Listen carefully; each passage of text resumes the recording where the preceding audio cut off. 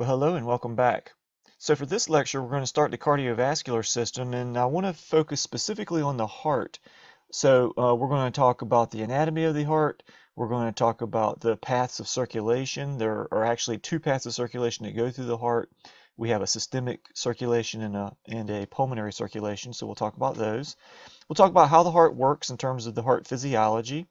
We're then going to take and in a separate lecture we'll discuss blood vessels, blood pressure, and then major arteries and veins. So for the next two lectures, we're going to focus on these particular items, and then we'll finish up our discussions of the circulatory system with these particular items. Well, most of you know where the heart is located. It's located behind the rib cage.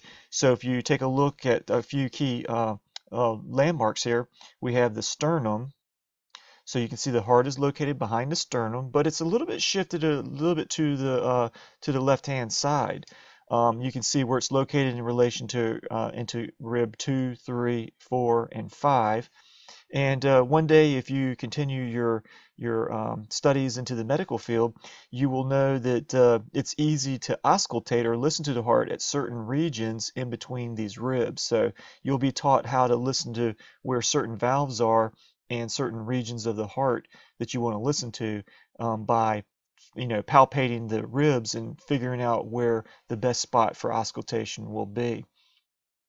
You can see that the heart is well protected by the ribs, although this material right here is cartilage, this is bone. We want to be careful. We want to make sure we always wear our seatbelt so that we don't have ribs break off and go into the tissues underneath, which would be the lungs and heart.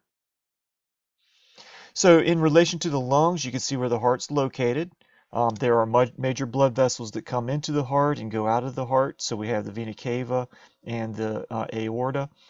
We have the left lung, right lung, and then your heart sits inside of it. The heart is anchored pretty well. There's a membrane called the pericardial membrane that goes around it that anchors it to the diaphragm. The diaphragm is a muscle that we use for breathing. And then the heart is also anchored into some of these blood vessels up in this region there. So we'll see some pictures of how that pericardial sac anchors it into place. So it's not sloshing around when you're doing physical activity. So the heart is located in a region called the mediastinum. So you can see they've outlined it here for you to see, but there's a space there, a little cavity that the heart and its associated blood vessels sit in. You know that the thoracic cavity includes all of this space, but it's subdivided into smaller regions. So we have the pleural cavity encompassing the lungs, and then we have the pericardial cavity that's the space between the membranes of the pericardial sac, and then we have the mediastinum is this physical space that it sits in. All right, so let's talk about the structure of the heart. So the heart is covered with membranes, and it's found in the thoracic cavity. So if we didn't have cavities, we would not have spaces for organs to sit in. And there are three membranes that will cover the heart, and these are called pericardium. So peri means around, cardi means heart. The outer membrane is going to be called the fibrous pericardium, and it's made of fibrous connective tissue. It's very, very, very tough. And it's going to form a sac around the heart and then help to anchor it to the muscle, the diaphragm, like I showed you earlier. In the front, it'll help anchor it to the sternum. And in the back, this membrane will help to anchor the heart to the vertebral column. And then there are large blood vessels coming out of the heart that this membrane will attach to. So the heart is very well anchored within the thoracic cavity. So there's a middle membrane called the parietal pericardium, and it's continuous with the inner membrane, as I'll show you in a picture in a second. So going outer to inner, we have fibrous pericardium, the parietal pericardium, and then we'll have the most inner layer will be the visceral pericardium, which will cover the heart. So that inner membrane is called the visceral pericardium. It's also known as the epicardium. Epi means upon or on top of. So on top of the heart, there is the visceral pericardium, also known as the epicardium. Pericardial cavity is a cavity between the parietal pericardium and the visceral pericardium, and it's going to be filled with a fluid that's slippery to help reduce friction. You never want an organ like the heart that's pumping all the time to touch a membrane without lubrication being there, because friction will develop and it'll damage and cause pain and generate heat from the friction. I like this diagram down here, although it's relatively small. You can see the fibrous pericardium. So this is the pericardial membrane right here. The fibrous pericardium is the outside. On the inside, and it's very tiny, but on the inside, that little inside piece right there is called the parietal pericardium. So we have fibrous pericardium. It's that thicker portion. That little inner portion is the parietal pericardium, and then it loops around and it covers the whole surface of the heart, and that's going to be the visceral part. So the visceral pericardium is this little white layer right there, and that's going to cover the actual heart. That's also known as the epicardium of the heart. Now you can see also in this particular drawing, you can see that there is a myocardium, which is the actual muscle tissue, and that's the thickest part of the heart. And then we have on the inside, we have an endocardium. Endo means inside, cardi means heart. So we have an endocardium, which is a membrane lining the inner lining of the heart. So in that epicardium, you can see, or the visceral pericardium, there are blood vessels and fat deposits that could be there for the heart. I kind of like this diagram, but if you took a plastic bag and you pushed the heart into the plastic bag, you can see kind of how these membranes are formed. So the visceral pericardium is this inner lining. Then we have the parietal pericardium, and then the fibrous pericardium. These will be all the parts of the pericardial membrane. The fluid inside is the the space inside is the pericardial cavity, full of fluid that helps those membranes to slide past one another. The heart is a really complex organ anatomically. Hopefully you'll have an opportunity to do a heart dissection at some time. In lab, we'll be doing a heart dissection, but if you're at home and you don't have a heart, you may go to a grocery store or a local meat butcher and ask them for a heart, and you can do your own dissection. They're not that hard to get a hold of. So this is basically showing you how the fibrous pericardium is anchoring the heart there to the diaphragm. So we have the fibrous pericardium, we have the parietal pericardium, we have the pericardial cavity, and then we have the visceral pericardium is shown as this slicky material all over the surface of the heart. Here it's been pulled back so you can see inside after that's been pulled out. Okay, so that's just showing you some of the membranes and how they're oriented around the growth structure of the heart. I like this picture over here. Don't ignore this particular picture over here, because it does show the fibrous pericardium all over the surface of the heart, anchoring it to the blood vessels, to the diaphragm. It would be anchoring it to the sternum in the front and the vertebral column in the back, but you can't see it in this particular diagram. This is just the growth structure of a human heart and what it kind of looks like. I don't know what you thought a heart might look like, but a lot of times we think of hearts as looking like that, and that's not exactly what they look like, as you can see there. But you can see that it does have blood vessels on the surface of it. You can see some of the major blood vessels on the surface of it. There are little surface features like little kind of grooves. There's fat deposits. You can see the brown here represents the muscle tissue. And this is a fresh heart. This is not one that's preserved. Preserved hearts look kind of more tannish in coloration. Fresh hearts still have lots of blood in it and haven't been preserved, so the proteins are in their normal arrangement. There's lots of fat deposits around. That doesn't mean the heart is unhealthy. This is normal to have these deposits of fat around for protection. These will be all blood vessels up here coming out of the heart, as you'll see when we start studying its anatomy. So this is the apex of the heart up here, and this is going to be the base of the heart up here. We do have various chambers inside the heart that we'll go over. So there will be a chamber up here, a chamber over here, a big chamber right here, and a chamber right here. And this is the right side of the heart. This is the left side of the heart.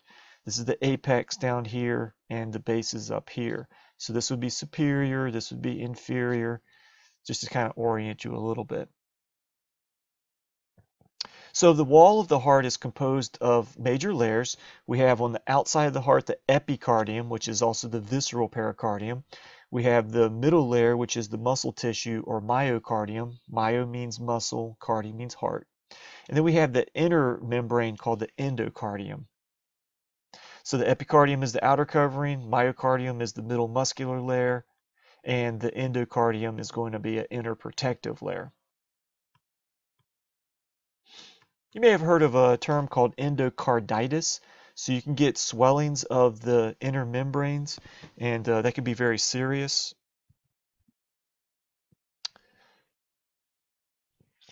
So let me talk about the heart chambers and the valves. The heart is basically a pump, as you probably very well know, and it has 4 inner chambers. The chambers are divided by septa and valves. Valves allow for the blood flowing into the heart to go in a one-way path. The upper chambers are called right and left atria. So our upper chambers are atria. Atrium would be singular. And they receive blood from the body and then from the lungs, depending upon if they're on the right side or the left side. The lower chambers are going to be called right and left ventricles, and they receive blood from the upper chambers. So the ventricles are separated by a muscular divide called a septum. So that's what keeps the blood from the right side of the heart separated from the blood on the left side of the heart. That is when you're an adult. When you're a fetus inside of your mother, there actually are holes in between the right atrium and the left atrium to allow blood to flow through because fetal circulation is different than adult circulation. So I want to draw a blank box for you and show you how I do a box diagram of the heart, and then that'll help us to understand kind of the basic anatomy of it, and then we'll show you what the real heart looks like. The real heart is very complex, especially when you do a dissection, because it doesn't look really anything like what's in your textbook. So give me a second, let me kind of flesh this out. I want to do a heart diagram, so I'm going to make it in the form of a box.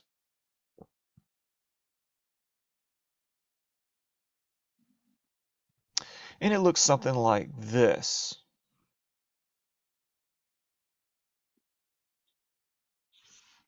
Okay, so I'm going to add a few more things. I'm going to add, maybe do a couple different colors here. So I'm going to add the vena cava. So these are vena cavae, which are blood vessels that are bringing blood into the heart. And we're going to have a pulmonary trunk coming out of the heart that will divide into pulmonary arteries. And I'm using red to represent oxygenated blood, and I'm representing deoxygenated blood with blue, if you're kind of wondering what I'm doing here. Okay, so we generally have everything set up. Let me throw some valves in there.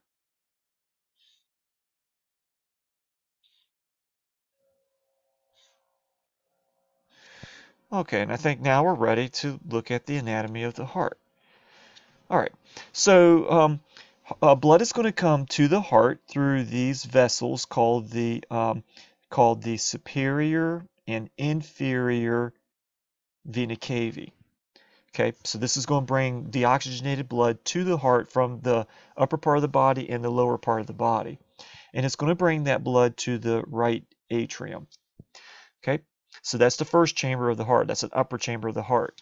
Blood is then going to be passed through these valves here. These are called AV valves, atrioventricular valves, or bicuspid, tricuspid, or mitral valves. We'll go over some of the different valves in a little bit, but let's leave them as atrioventricular valves at this point in time. They're called atrioventricular valves because they're valves in between the atria and the ventricles. And they're going to prevent the flow of blood back through when the heart squeezes. So blood's going to come down from the right atrium to the right ventricle. And then it's going to pass through these valves here called the pulmonary valves. And this pulmonary valve will prevent blood from flowing back the opposite direction. So the first vessel that the blood's going to go through is called the pulmonary trunk, and then we're going to go into the pulmonary arteries. Okay, so by definition, any vessel flowing out of the heart is called an artery. That's why we call this an artery, even though it has deoxygenated blood. So the pulmonary arteries, you have a left and right pulmonary artery. They're going to carry blood to the lungs, and at the lungs, the blood will become oxygenated. Thus I just changed to a bright red. Blood is always red, as we learned in a previous lecture. So these are going to be called pulmonary veins, and this is bringing blood back from the lungs, is where the blood's coming from, and it's going to be dropped off into the left atrium. The left atrium, when it squeezes and pushes blood to the next chamber, it has to go through another atrioventricular valve, and it's going to go to the left ventricle. Blood from the left ventricle is then going to be squirted through this aortic valve, and the aortic valve just prevents blood from coming back from the aorta. And this aorta is a very large blood vessel. It's the largest artery in the human body, and it's going to carry blood to all of the body under high blood pressure. Well, once the blood is deoxygenated after it goes to the body, then it's going to come back through the inferior and superior vena cava to the right atrium. I like the box diagram, and I find it to be a useful thing. You can quickly draw a box, and if you're drawing it in pencil, you can erase a few places so that you can put your valves in and allow for the flow of blood. But it just kind of orients you about how blood's flowing through the heart. So you may want to practice that a little bit on your own, drawing the box diagram, before you move to the real heart. Now, the real heart is different than my box diagram, okay?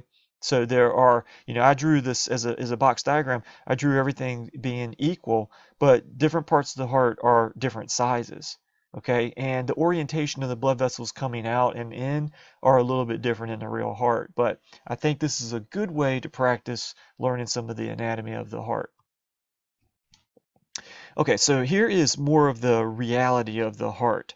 So the heart is going to be a lot more complex. It's asymmetrical, and there are certain parts that are larger than other parts. So here we have the vena cava. Let's see if I can get my pen working here. So here we have the superior vena cava, and we have the inferior vena cava. These are both dropping blood from the body that's deoxygenated into the right atrium. So here is our first valve. Here's the tricuspid valve, and it's called the tricuspid valve because it has three parts, or cusps, or parts to the valve, and it's also an atrioventricular valve. And so blood's going to come from the right atrium. It's going to come into the right ventricle. The right ventricle is pretty thick in musculature, but it's not as thick as the left ventricle.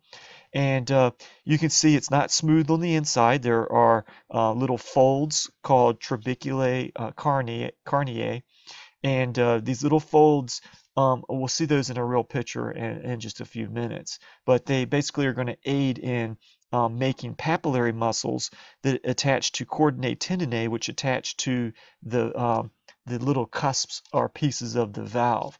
So when the heart contracts, these papillary muscles will contract, pulling on these little tendons so that those flaps won't flap back, allowing blood to flow back to the right atrium. Well, when the heart contracts, we're going to send blood up through the pulmonary trunk, through the pulmonary arteries on either side. That goes to the lungs. There is a valve called the pulmonary valve. Blood is going to come back through there are four pulmonary veins that blood flows back from the lungs to the left atrium. Then we're going to go through the next valve called the mitral or bicuspid valve. So it has two parts to this particular cusp, and we're going to go to the left ventricle. The left ventricle musculature is much thicker because blood that's squirted from the left ventricle has to go through the aorta to all parts of the body. So you have to have enough pressure generated by all this muscle tissue so you can send blood through all the parts of the body. We do have to travel through the aortic valve, travel through the aorta, and then the aorta branches in many different kinds of ways to send blood to all the parts of the body. So that's much different than the box diagram, but if you start with a box diagram, learn some of the basic anatomy, then you can move to the real heart and understand the parts. And even the drawing of the heart is different than the dissection of the heart. So when you dissect the heart, you'll see that it's a lot more difficult to find all of these vessels because generally speaking, everything's the same color and it is asymmetrical. And we'll work on that in lab though. So valves help the blood to flow in a one-way path through the heart. And we do have the first valve is called the tricuspid valve. It's also known as the AV valve, and it separates the right atrium from the right ventricle. The valve on the left side is going to be the mitral or bicuspid valve, and it's also an atrioventricular valve, and it separates the left atrium from the left ventricle. The pulmonary valve is known as a semilunar valve because they actually, when you look at it from the top view, it looks semi-lunar, like little semicircles or semi-moons, and it prevents the backflow from the pulmonary arteries into the right ventricle. And then the aortic valve is also a semilunar valve, and it prevents the backflow from the aorta to the left ventricle. Okay, at this time you may want to stop the video and just review a little bit some of the stuff that you just covered. Maybe practice that box diagram so you can get a sense of the parts, because I'm going to move forward talking about the parts like you know them. All right, so this is a plane through the heart here. It's an unusual plane kind of obliquely cut through the heart, but if you plane the heart in a correct way, you can remove the top portion of the heart and look down on the top, and you can see all the valves and how they're arranged. So this is what the pulmonary valve looks like from a top view. And there's that semilunar, kind of looks like semilunar parts to it. This is the aortic valve through a top view. This is going to be the tricuspid valve. So that's going to be the right atrioventricular valve. So the right atrium has been removed. Left ventricle would be underneath of this. You can see there's three parts to, or three flaps to that valve. And, if you have valve problems, you can have valve problems where you have stenosis, where the little valve parts aren't opening up fully, and there will be a murmur that you can hear if you auscultate with a stethoscope and listen to the heart.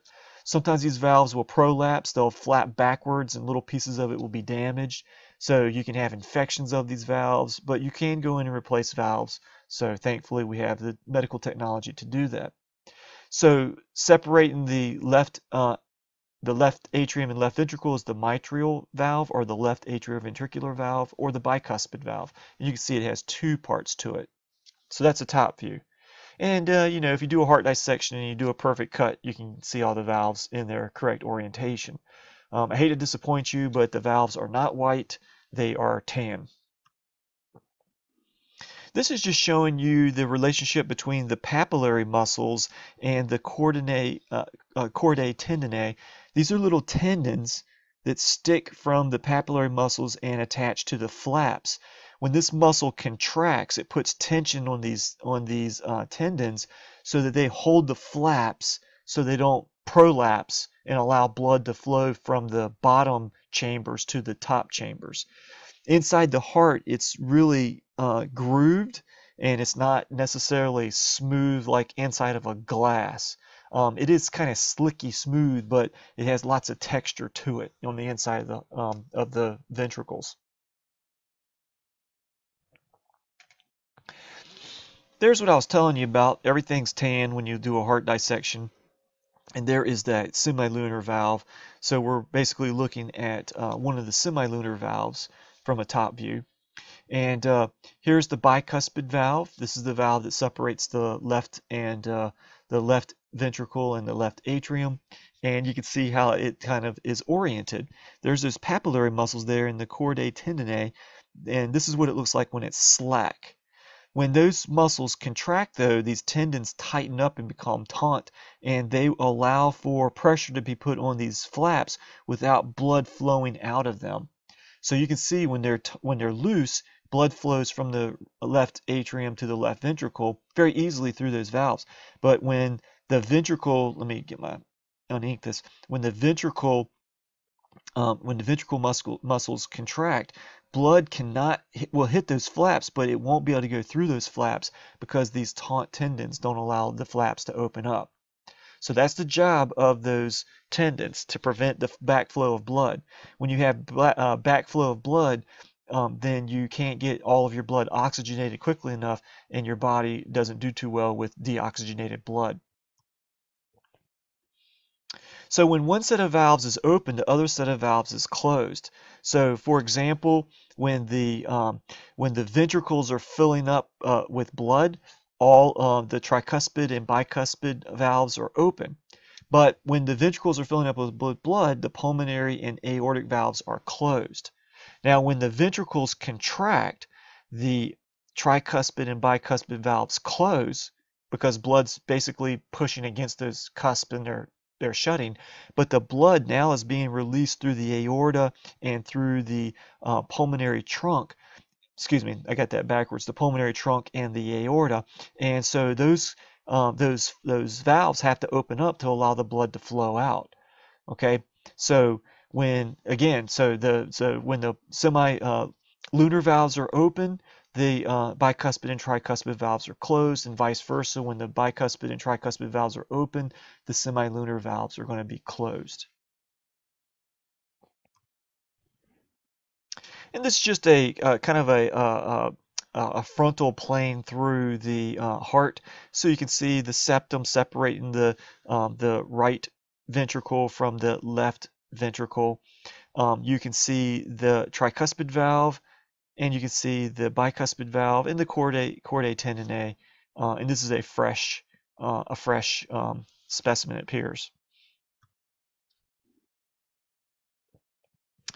Okay, now the heart has a fibrous skeleton that goes on the inside of it. This fibrous skeleton, and this is kind of complex. This is kind of a complex arrangement. So what I've done here is I'm showing you a heart from the posterior inferior view. So this is from a posterior inferior view of the heart. And this is a posterior inferior view of the cardiac skeleton. And what this is a fibrous skeleton inside of the heart that essentially is going to be making up, like for example, the fibrous ring that attaches to those cusps. So this would be attaching to the tricuspid valve. This would be attaching to the bicuspid or mitral valve. So these are the rings that those fibrous material that the flaps will be attached to. There's also a membranous part of the interventricular septum. There is a little fibrous coronet around that is helping to attach to the aortic valve. There's a fibrous component that's helping to attach to the cusp of the pulmonary valve. And so there is material here, fibrous material. Now that fibrous material has several different purposes that we'll talk about, but imagine, kind of use your imagination, that this is inside of the heart. Okay, so you can see the aorta, you can see the pulmonary trunk. So here's the pulmonary trunk underneath. Yeah, here's the pulmonary trunk underneath. Here's the aorta. So if you slide this into the inside of the heart, that's where that fibrous skeleton is arranged. And that takes a little bit of an imagination to be able to do that. So that's why I wanted to show you this particular picture. So imagine that this is slid into the interior of the heart. That's how it's arranged right there. So you can see the fibrous skeleton that we just kind of talked about. So you can see kind of, and then it would be, extending on the inside as well. So that fibrous skeleton is really important, and it's also known as the cardiac skeleton, and so it serves as an attachment point for the cardiac muscle tissue. So muscles typically have to be attached to something, because when they contract and shorten, they have to be pulling on something. So the cardiac skeleton is an attachment point for all the cardiac muscle tissue. It also insulates or cordons off or isolates certain sections of the heart. So when we send electrical signaling through the heart, there is some insulation there to prevent, like, the signal going from the atria to the ventricles directly. There has to be a better conducting system and the heart does have a better conducting system than that. So it's a very organized system of electrical signal conduction, and it is allowed to do that because of the insulation afforded by the cardiac skeleton. Okay, so the heart is sectioned off. There are attachment points for the muscle tissue, and that's the job of the cardiac skeleton. Notice that the muscle tissue in the heart is not like one muscle tissue, but it is almost like a figure eight pattern through it, and there's different orientations of the muscle tissue. Okay, you can see it swirls around here, and all of those different orientations allow for the muscle to contract in such a way to squirt the blood in the correct direction that it needs to go. We'll kind of look at that a little bit more in a second. So you can see that in the upper atrial muscles are almost in a figure eight pattern in terms of the orientation of the musculature and how the fibers are arranged. So it's a figure eight pattern all the way around the top portion of the heart, and its job is to squeeze from the top to the bottom to squeeze blood to the lower chambers. The ventricular muscle is going to form bands and spiral around the ventricles. So you can see it, the orientation of the tissue does like this. And the electrical signaling is going to start from the bottom and move upwards. So we basically squeeze from the bottom, and it's in a spiral arrangement. So you keep on squeezing, and you will squeeze all the blood up into the aorta or the pulmonary trunk, depending upon if it's the right side or the left side. Okay, so cardiac muscle tissue will form concentric layers and wrap around the atria or spiral around the walls of the ventricles. They're all arranged in a perfect anatomical arrangement to allow the blood to be squeezed just in the right way to squeeze it either from the atria to the ventricles or from the ventricles to the pulmonary trunk or the aorta. Nothing's left to chance. You have to have a heart that's anatomically the perfect arrangement so that blood can be squirted in the right way. So this is a view just showing you a cut view of the right atrium and then a ventricle. And it looks like the left ventricle because the muscle tissue is so thick there. So that so in the atrium you have pectinate muscles, and you can see these pectinate muscles. So there's like little bands of these little pectinate muscles, and they're going to help to increase the power of the muscular contraction. So in the ventricle, we're going to have the trabeculae carneae, and these are going to be muscles.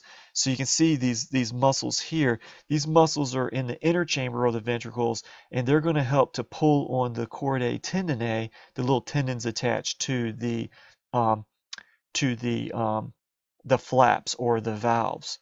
So you can see a little chordae tendineae right there. Let me actually ink this out and then use a white coloration. So we can see the chordae tendineae there, and then we can see the papillary muscles, but they're attached to the trabeculae carneae as well.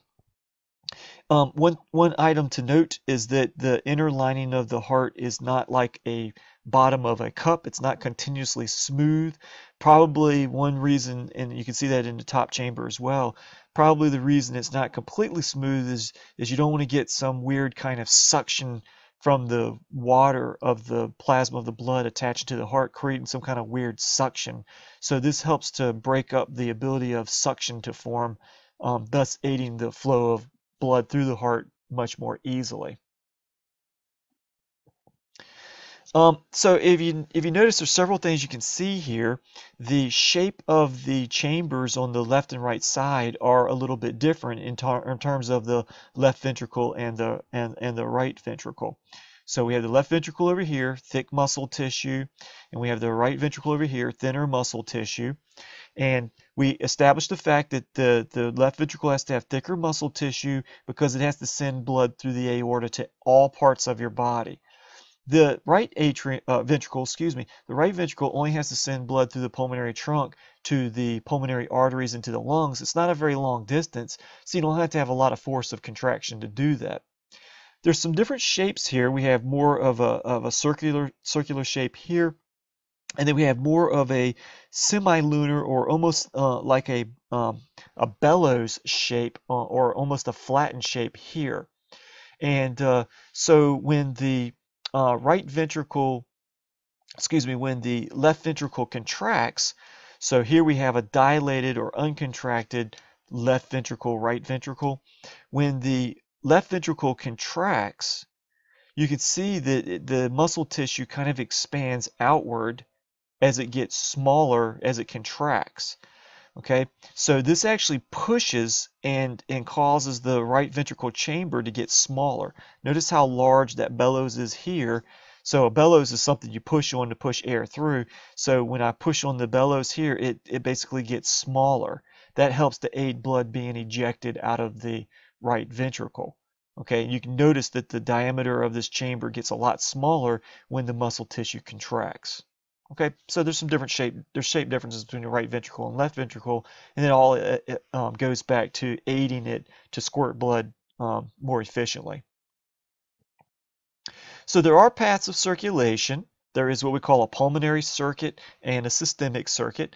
The pulmonary circuit is the path of blood vessels that carries blood from the heart to the lungs and back to the heart. So the right side of the heart is part of the pulmonary circuit. The left side of the heart is going to be part of what we call the systemic circulation or the systemic circuit. And this is the path of blood vessels that carries blood away from the heart to all the body parts and then back to the heart.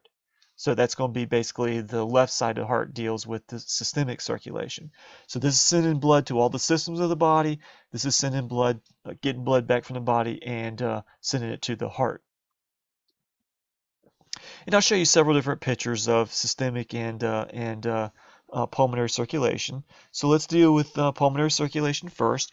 You can see that in the pulmonary circuit, we have blood coming from the body to the right atrium, going to the right ventricle, through the pulmonary trunk, through the pulmonary artery, and eventually to the lungs. Okay, and then it's going to basically bring the blood oxygenated back to the left side of the heart. And that's what we call the pulmonary circuit. Why is it called pulmonary circuit? Because pulm means lung, and it's sending it to the lungs. The systemic circuit is going to send it to all the systems of the body. So it involves the left atrium, left ventricle, and then the aorta, and then it carries it to the body, okay, and then back to the heart. And that's what we call the systemic circuit. This systemic circuit is really, it has to have a lot of force of our pressure sending that blood all through the body. That's why the left side of the heart is thicker. Pulmonary circuit, you can have a thinner muscle tissue because you only have to send it to the lungs. Okay, so that's pulmonary and systemic circuits. This is just showing you a little bit of the flow of blood through the body. I will ask you on a test, if you were a blood cell in the right atrium, trace the path of blood through the body, and this is a way that you could do that. So blood goes from the right atrium through the tricuspid valve to the right ventricle, through the pulmonary valve to the pulmonary trunk, then the pulmonary arteries, then the lungs, then the pulmonary veins, then the left atrium. Then we have the mitral or bicuspid valve, left ventricle, aortic valve, aorta, arteries, capillaries, veins, to the vena cava or KV, and then to the right atrium. So you may want to take and practice that. Practice the flow of blood because you will be tested on it. And just a couple more diagrams just to show you some things.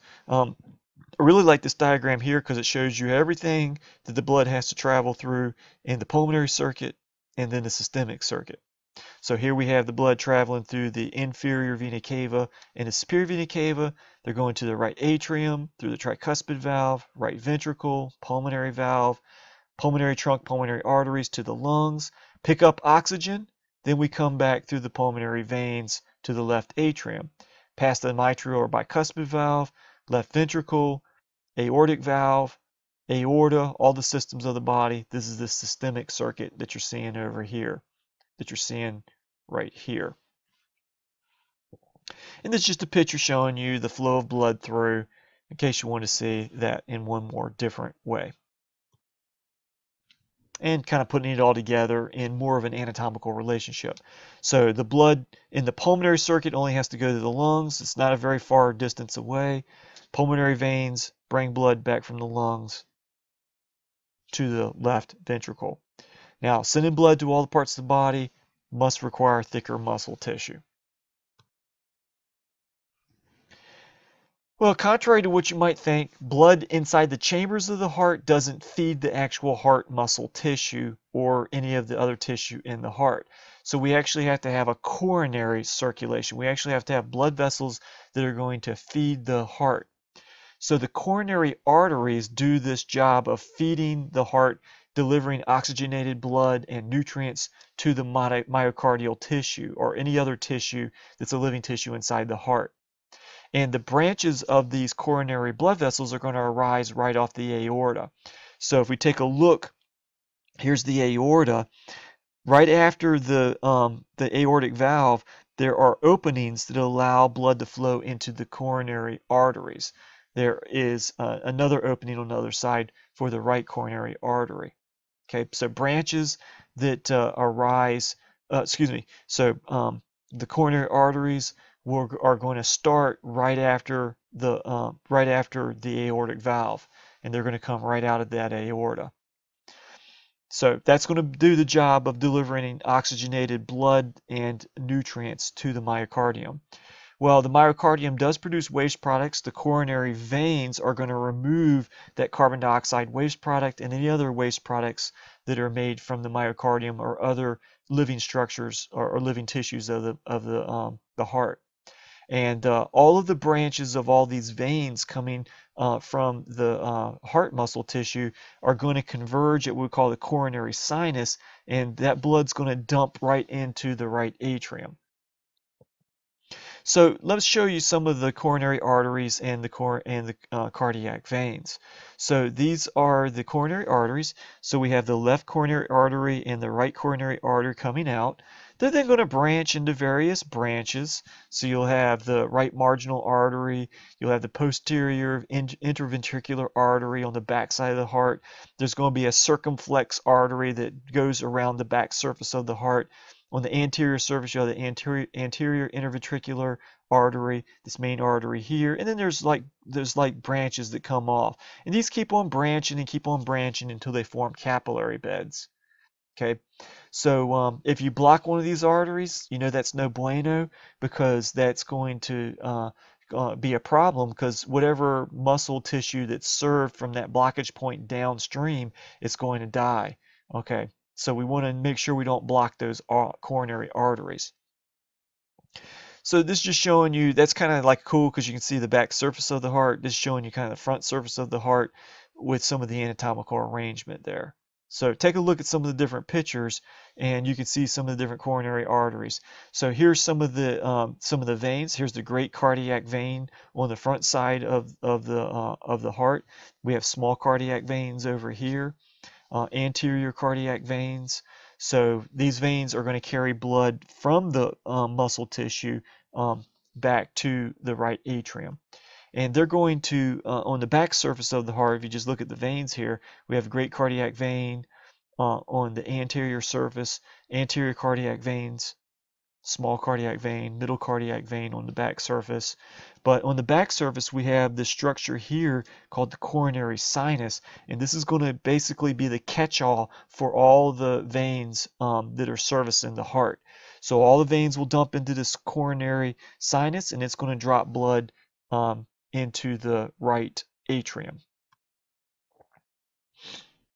All right, so this is just showing you the coronary sinus, and it's dropping blood off into the right atrium. This is the back surface of the heart, so you can see the middle cardiac vein there, and you can see the great cardiac vein wrapping around the back side, and eventually all the blood flows to the coronary sinus. And that's just a diagram showing you latex injected into the veins, showing you the coronary sinus right there, and a few of the cardiac arteries, the coronary arteries as well. So normal arteries look like this. They look like this over here. Blood can flow through nice and easily. This is what a cross-section of it looks like.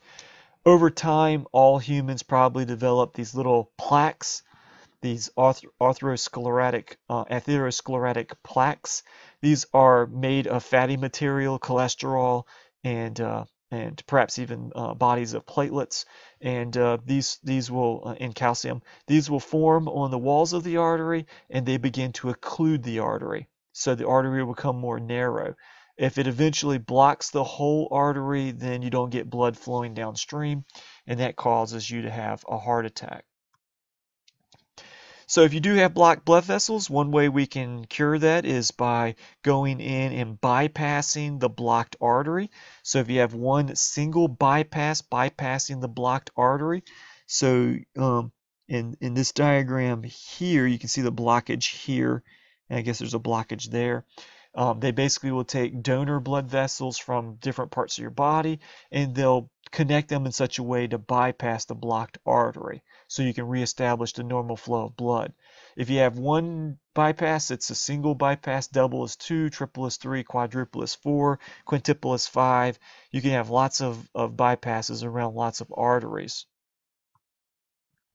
So nowadays we typically catch things a little bit earlier, and we'll go through and we'll put in stents. So we can thread through veins in your body. We can thread through these little catheters, which have the ability to have a balloon in them, and then a metal stent item that can be left. So here, this is called angioplasty. So here's the blockage. You thread in the catheter. You take and add air, blow the balloon up, it pushes the plaque back. You then take and the stent is what's a collapsible metal device that pushes the plaque open. We can then take and deflate the balloon and pull the catheter out and leave the stent in place. And that reestablishes the flow of blood, which is really good. A lot of older people I know have had stents. So these are life-saving, very easy to do, relatively easy to do, life-saving devices that can be placed inside of blocked blood vessels.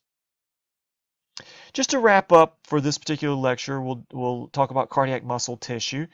So cardiac muscle tissue is going to be a little bit different than skeletal muscle tissue. Skeletal muscle tissue is much longer. Cardiac muscle tissue is branched, and the cells are adjacent cells are held together by intercalated discs, and they're riveted together by desmosomes. So we can see the intercalated discs connecting muscle cell A to muscle cell B. You can see all these intercalated discs spread throughout. These intercalated discs also have not only desmosomes embedded in them, which connect the muscle tissue together, but they also have gap junctions, which allow for communication channels to form. If you look at a cardiac muscle cell, there are going to be tremendous numbers of mitochondria, huge mitochondria. They're going to generate lots of ATP all the time. Generally speaking, there are thin filaments and thick filaments, actin and myosin. You have the whole sarcomere arrangement, just like you have in regular muscle tissue, like we did or talked about last semester. We have a sarcolemma. So there's lots of similarities between that. So if you look at adjacent cells, they are connected together by these intercalated discs, and there are gap junctions or openings that allow for electrical signaling to communicate from one cell to the next. And then there are desmosomes or rivets in there that, as you can see, that rivet the cells together at the intercalated discs. Okay, so that's a little bit of a difference between them. Cardiac muscle cells are also bifurcated, whereas skeletal muscle cells are not bifurcated or split into two. Tons and tons and tons of mitochondria. Okay, so I think that will be a stopping point for this particular lecture. In the next lecture we'll talk about the electrical conducting system and how to read ECGs, and just kind of wrap up a little bit more on the heart. So until then, I will see you next time.